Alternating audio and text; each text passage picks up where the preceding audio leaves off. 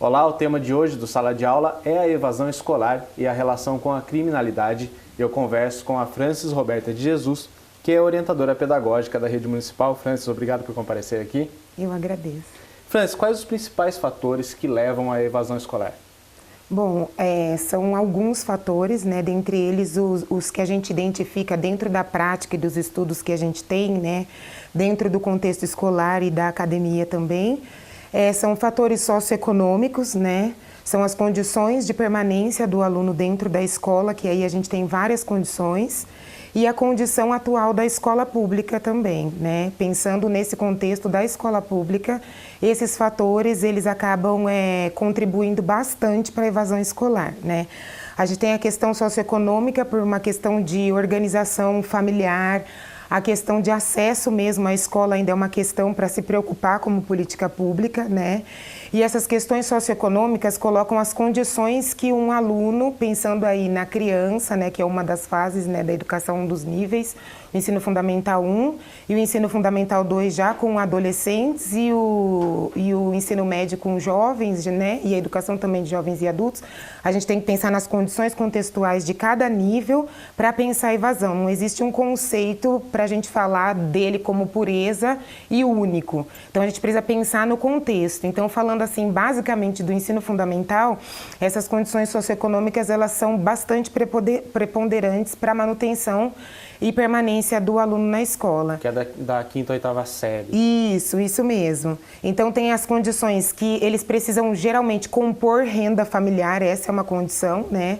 E outra condição sociológica, que a gente pode colocar nesse âmbito mais social, é a questão da estruturação familiar também, né? Então são famílias que não têm uma cultura escolar, né? Não tem uma cultura de valorização daquilo que a escola, a educação formal, ela proporciona, né, para a formação do indivíduo, do sujeito, para a cidadania. Ou que não tem também uma formação escolar, né? Muitos pais não têm essa formação. Isso, não tem essa formação, e aí existe uma noção de um capital que essa família não teve, né? Que é um capital cultural que a escola formal faz parte dele, né? Então, por não ter esse histórico, também não existe uma noção de permanência na escola, mesmo por conta dessa estruturação familiar, né? Por condições estruturais sociais, né? E aí tem a condição econômica também, que esses jovens, esses adolescentes, eles precisam compor renda familiar. Então aí começa uma situação em que eles precisam, né? Começa uma situação de crise mesmo, que eles precisam tanto colaborar para a questão econômica familiar, quanto também dividir esse tempo para estudar, né? E muitos jovens não conseguem permanecer por essas condições. Mas é só a questão do trabalho, da necessidade de trabalhar, ou tem também a questão do interesse no estudo? Também tem essa questão do interesse. Por não ter esse capital cultural que determinados níveis sociais possuem, então tem essa questão também. É um valor que não faz parte de algumas camadas sociais, em que a questão de compor a renda familiar, de precisar trabalhar como uma necessidade básica, né? É uma necessidade estrutural mesmo do ser humano. Então aí não tem dentro de uma escala de necessidades, o interesse pela escola ele também cai. E tem as condições também internas, né, da escola pública, que a gente vê uma escola aí que ela está estruturada desde o século XIX, que pouco mudou, né? Em 2 séculos ela teve muito pouca mudança na educação formal, né? Então a gente também pergunta, educação para quê? Os currículos escolares, a formação do professor, a condição do financiamento, né? Entram também questões de alimentação, segurança alimentar.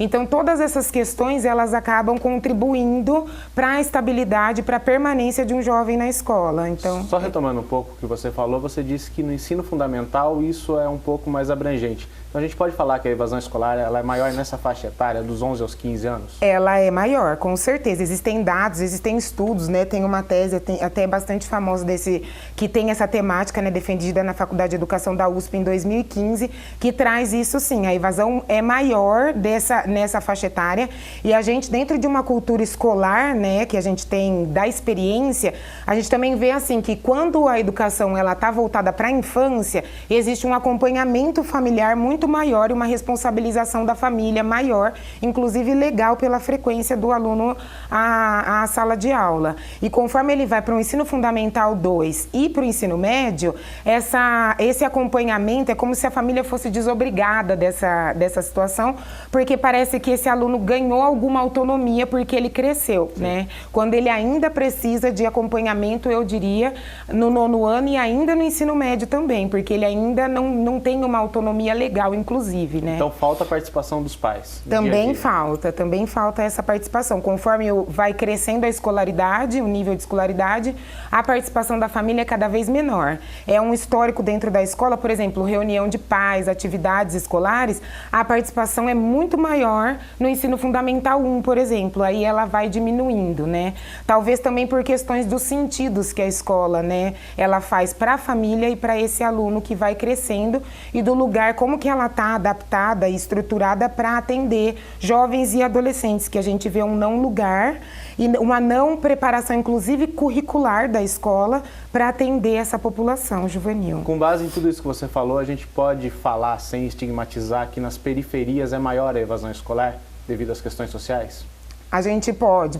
Tem dados que corroboram essa afirmação, que conforme a localização, a periferia, as relações com violência, com criminalidade, índice de desemprego, condição de moradia, a renda, isso também favorece a evasão. O nosso tema é com relação à violência, mas tem um fator que a gente tem que debater, que é a relação justamente com o mercado de trabalho. Para quem se evade da escola, fica mais difícil de arrumar emprego? Com certeza, porque o emprego formal, né, a questão do emprego formal, ele exige necessariamente uma certificação que é a escola quem fornece, a escola formal quem fornece, né? Então a gente vê algumas políticas como a prova do Enseja, né, para poder dar a certificação para o ensino médio ou por notório saber, que elas tentam corrigir essa questão da evasão e que a pessoa pode fazer uma prova para ter essa certificação. Então a questão da não certificação, ela acaba sendo um problema, uma relação problemática e conflituosa com o mercado de trabalho formal. Então, para conseguir uma vaga, uma inserção no mercado de trabalho, é necessária essa certificação e só a escola quem fornece, a escola formal. Então, essa relação com certeza é problemática e existe sim uma necessidade de políticas para poder melhorar essa relação, com certeza. E também a relação curricular, né? Como que essa educação formal, ela colabora para a formação profissional, né? A gente vê a educação básica contribuindo muito pouco para isso, né? Nos últimos 10 anos aí de política, né, federal, a gente vê na área de educação um investimento muito grande, né, com o Sistema Federal de Educação, investindo para essa área da formação profissional e no Plano Nacional de Educação também, né, que ele foi agora pelo governo atual, né, está numa situação problemática de continuidade, mas ele previa também uma melhoria na educação profissionalizante. Então é uma necessidade sim, mas a gente vê ainda um conflito. Além da questão da certificação, a gente também vê um conflito da escola básica, como que ela se relaciona com a educação para a profissionalidade, né? Que a gente vê também alguns programas que ainda o aluno termina o ensino médio e ainda tem que fazer alguma proficiência em áreas específicas para poder adentrar o mercado de trabalho. Então a gente coloca perguntas como: o aluno precisa fazer até o ensino médio para quê? Se ele ainda se essa formação não estava voltada para formar, por exemplo, para o mercado de trabalho, né? Então é uma relação importante de se debater, sim. Tá já, Francis, a gente volta já já. O Sala de Aula de hoje ele debate sobre a questão da evasão escolar.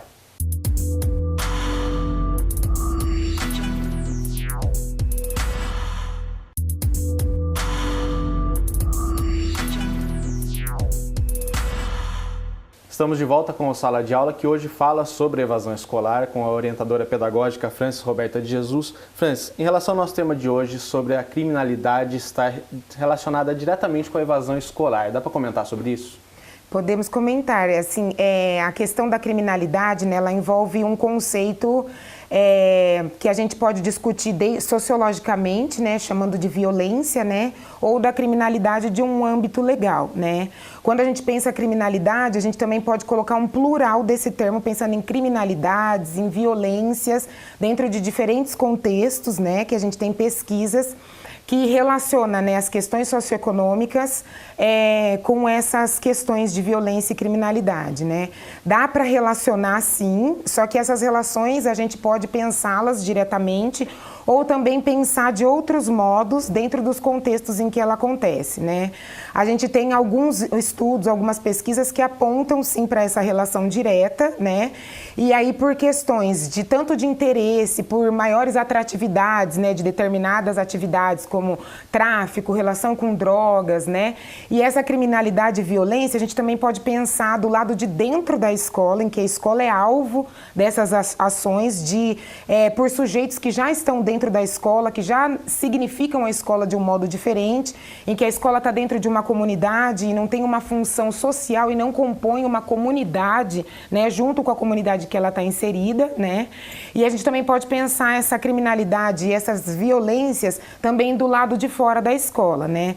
Então, com certeza tem uma questão, tem relações que são tanto pela violência que a escola sofre, né, que traz uma evasão de tanto aquelas pessoas que não querem participar daquele contexto, sofrerem riscos, se colocarem em situações problemáticas, né, quando a gente pensa em alguns documentários que apresentam a condição atual da escola em contextos de periferia, em que representa um risco até para o professor estar na escola, para a equipe gestora estar na escola e para os alunos também, né? A escola é um estado de sítio, um estado de guerra, como também a violência do lado de fora também, que ela também acaba sendo um atrativo para a saída do aluno. Então, dá para fazer diversas relações entre criminalidade e evasão escolar e com certeza tem uma relação. Às vezes direta, às vezes não, mas tem essa relação, dá para afirmar essa relação sim. E por esses estudos, tem uma porcentagem de alunos evadidos que vão para a criminalidade? Tem esse levantamento em algum lugar? Tem levantamento, por exemplo, no Nordeste, existe uma pesquisa também, aí eu cito a Exalc, né? Uma pesquisa de um professor, o Cruz, ele acaba fazendo uma pesquisa no Pará, né? E tem também agora um filme que eu vou citar, né? Um documentário com todas as relações problemáticas que ele possa trazer, mas ele traz uma visão, né? Também comparando o Sudeste, o Nordeste, embora haja todo um tratamento desse documentário, mas ele mobiliza algumas questões para a gente pensar, que é o Nunca Me Sonharam. Apesar dele ter sido feito pela iniciativa privada e tudo, ele traz algumas provocações para a gente, comparando, e mais essa pesquisa que eu citei, ela coloca uma relação no Nordeste, por exemplo, que traz uma faixa de 20%, né? Então, de alunos evadidos que partem para a criminalidade. Para a criminalidade. Essa relação, o estudo faz essa relação direta. Eu sei que cabem críticas e tudo, mas traz um número preocupante para se pensar. E esse documentário, ele traz cerca de 200 mil jovens, né, no Brasil, e uma grande quantidade deles, sobretudo no ensino médio, no Nordeste brasileiro, né, Norte e Nordeste, e traz uma quantidade muito grande, né, dentre os milhões de jovens que a gente tem nessa faixa de escolaridade, e aí trazer um corte tão grande, assim, de 20% de evasão e daqueles também que estão fora da escola, né. Houve uma evasão também anterior e eles permanecem fora do sistema mesmo. A gente necessita ainda de dados melhorados, né, que o Plano Nacional também coloca a necessidade de busca e chamada ativa dessa população para reingressar, né, o sistema formal, mas a gente também precisa de repensar a escola. Mas existem dados que trazem uma faixa de 20% e é a maior parte no Nordeste, Norte e Nordeste brasileiros. Na questão da faixa etária, que a gente já falou anteriormente, de abandono, também se insere nessa questão do crime? É a mesma faixa etária que parte para a criminalidade ou ele parte um pouco mais velho? Então, é a mesma faixa etária. A gente consegue ver, a questão é o seguinte, o que a gente vê mais ou menos, por exemplo, eu vou falar da região metropolitana de Campinas.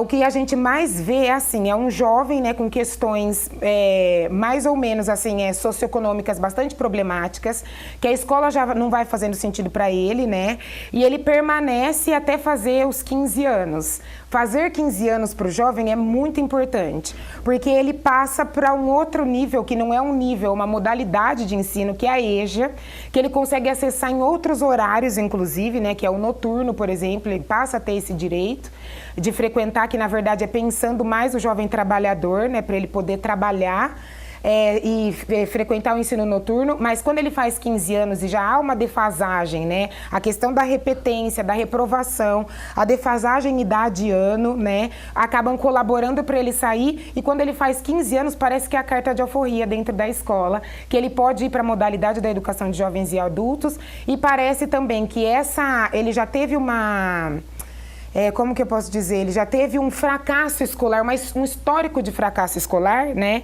E aí ele vai para essa modalidade que parece que dá a possibilidade maior, né? Onde os índices aumentam da evasão, né? É como se ele fosse buscar no crime o que o Estado não conseguiu fornecer, é isso? É uma ocupação, né? De algum modo é uma ocupação, de algum modo é trazer sentidos para esse momento da vida dele, né? E a escola não conseguiu dar conta de questões, né? Nem da cultura juvenil, nem da cultura da criminalidade, da violência, né? Que muitos jovens também têm um histórico familiar, dessa desestruturação familiar, que já vem de uma violência que ele traz um histórico dentro de casa. A gente tem muitos históricos desses, sofreu violência, sofreu abuso, violência simbólica, psicológica, né? Então, às vezes física também, né?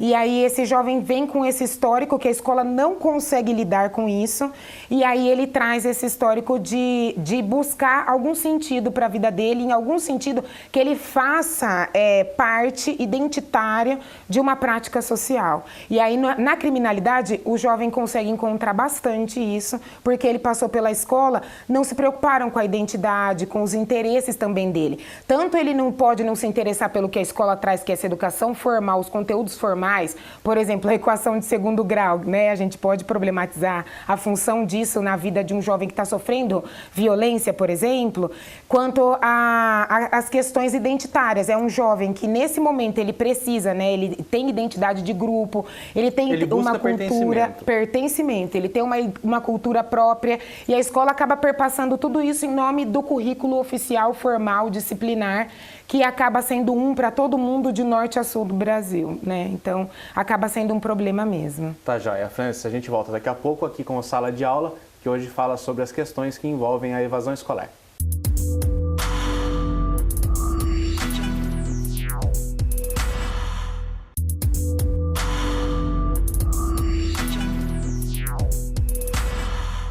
Voltamos com a Sala de Aula, que hoje fala sobre a questão da evasão escolar. Francis, qual a principal medida que pode ser tomada, principalmente nessa relação com o aluno que sai da escola e parte para a criminalidade? Ele ainda tem salvação? O Estado consegue interferir nisso? Eu acredito que a principal questão sejam as políticas públicas, né? Eu creio que sejam investimentos e as políticas públicas. Eu vou citar de novo o Plano Nacional de Educação, porque ele traz apontamentos para essa questão. Ele traz em percentagens a preocupação em reduzir a evasão escolar na educação básica como um todo, né? E ele traz também a preocupação em fazer a busca ativa dessa população que está fora da escola, né? De algum modo que evadiu, ou então que está fora e que a gente não consegue ter mecanismos formais e oficiais para fazer essa busca, né? Existe uma população simplesmente fora da escola, né? Então a gente precisa de pesquisas, né, que tragam instrumentos para fazer essa busca, né, e chegar diretamente nessa população, alcançar, para trazer para a escola. E esses evadidos a gente precisa necessariamente de ações multidisciplinares. A gente sempre traz muita crítica à escola, eu estou dentro da escola, né, trabalhando lá cotidianamente, e a escola também não dá conta de fazer tudo isso. Não é uma falência só da escola, como você coloca, muito bem colocado, é uma questão do Estado, é uma questão que precisa ser uma política, né, de Estado mesmo, não só de governos, mas que ela seja de Estado e haja uma permanência dentro dessas políticas, né, e que traga a multidisciplinaridade, tanto da educação quanto do sistema penal. A gente precisa, né, como, por exemplo, reduzir a maioridade penal. Será que resolve? Como que isso interfere, né, nas questões educacionais? Isso é uma discussão que ainda precisa ser feita antes de ser aprovado um projeto de lei desse tipo, desse cunho. Então, a gente precisa fazer essa busca ativa, fazer essa discussão em relação às questões sociais. A gente precisa trazer assistência social, a saúde, né, para também discutir questões da sexualidade, questão da cultura, né, juvenil também. Então, eu vejo que questões de políticas públicas que tragam no âmbito multidisciplinar essa conversa e pesquisas na área e instrumentos para busca ativa e para tratar da permanência, inclusive questões sociais socioeconômicas, né? Como, por exemplo, a gente vê a questão da Bolsa Família, por exemplo, né? Existem muitas críticas, mas os números que trazem... Às vezes isso supre o que falta para o aluno continuar na escola, né? Isso, acaba sendo um apoio para complementar a renda. Cabem todas as críticas possíveis, o valor, a questão da continuidade, por quanto tempo vai ficar permanecendo como bolsista, mas são questões que precisam ser discutidas e serem multidisciplinares para poder fazer essa questão de permanência e de busca desses jovens. Eu acredito que tem a solução, sim, mas que ela precisa ser ainda discutida num âmbito bem profundo e estrutural para poder resolver essas questões e ser uma preocupação de política e uma política de Estado mesmo, e não de governo. Francis, só voltando um pouco, o professor na sala de aula, ele consegue identificar o aluno que vai se evadir? A gente consegue sim. O aluno vai dando indícios disso, né? A baixa frequência, quando o aluno não entra na sala de aula, ele permanece dentro do ambiente escolar, mas ele não entra. O rendimento dos alunos também, né? Buscar formas também. A escola pode buscar formas de trazer essa família desse aluno, conscientizar. Isso que eu queria saber, qual ação a escola ou o professor pode fazer para que esse aluno permaneça ali na escola? Com certeza. O professor está dentro de uma comunidade. A escola a gente vê como uma comunidade, né? Uma comunidade escolar, uma equipe escolar. Então a gente vê como todo mundo corresponsável, inclusive o professor, porque ele tem acesso a algumas informações que eu, por exemplo, como orientadora pedagógica, ou os gestores da escola não têm acesso. Até né? A família não tem. Até a família não tem, verdade. Eles vão dando indícios disso, né? Então o professor pode ver isso, olhar para o aluno como um ser, um sujeito, né?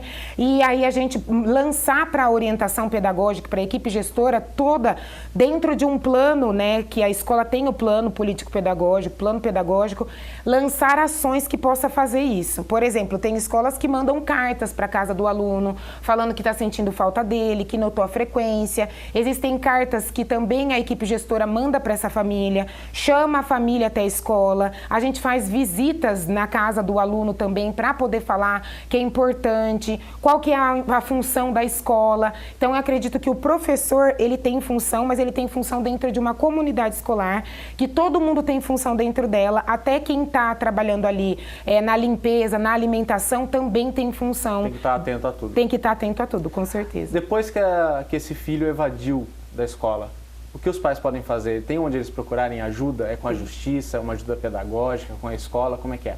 Eles podem buscar ajuda dentro da escola, a escola pode orientar, a orientação pedagógica faz isso, de buscar essa ajuda. A assistência social é muito importante, então procurar um CRAS, um CREAS mais próximo também tem essa ajuda. Nos centros de saúde também tem assistência social, que eles dão alguns caminhos, né? Para matricular em cursos, ver contraturno escolar, pensar na profissionalização desses alunos, buscar um ensino profissionalizante. Então, existem orientações dessas ordens que às vezes as famílias desconhecem, né? Então, por exemplo, no município de Campinas tem essa rede, é uma rede articulada que pode sim buscar, e quando a escola vê indícios de evasão, a gente também busca essas ajudas, fazendo uma mediação com a família para poder manter esse jovem na escola. Então, a gente já está quase encerrando. Tem alguma legislação que obriga o aluno a ficar na escola? Existe a Constituição, né, Federal, existe a LDB também e o ECA também, né, o Estatuto da Criança e do Adolescente. Todos eles colocam a necessidade de colocar do aluno frequentar a educação básica, né, sendo obrigatória. A gente tem aí uma discussão que ela está em desenvolvimento, mas ela precisa ser obrigatória em toda a educação básica. Ainda a gente tem uma questão problemática com o ensino médio que está passando por reforma, né, mas essas legislações garantem essa obrigatoriedade. E, inclusive, responsabilização legal, né? Da família em relação a essa evasão e a não frequência escolar. E prevê penalidade de algum tipo? Penalidade não tem específica, né? Mas existe assim, a gente tem alguns caminhos que são a notificação, né, por parte da escola, tem o conselho tutelar, tem assistência social que vão, mas não tem uma penalidade específica, mas a família entra num rol que necessita da atenção do Estado e no caso da governança local também, né? Então, acabar entendendo isso. Muito obrigado pela presença. Eu que agradeço pela oportunidade. Obrigado. Esse foi o Sala de Aula, que hoje falou sobre a evasão escolar e todas as questões que envolvem ela. A gente se vê no próximo programa.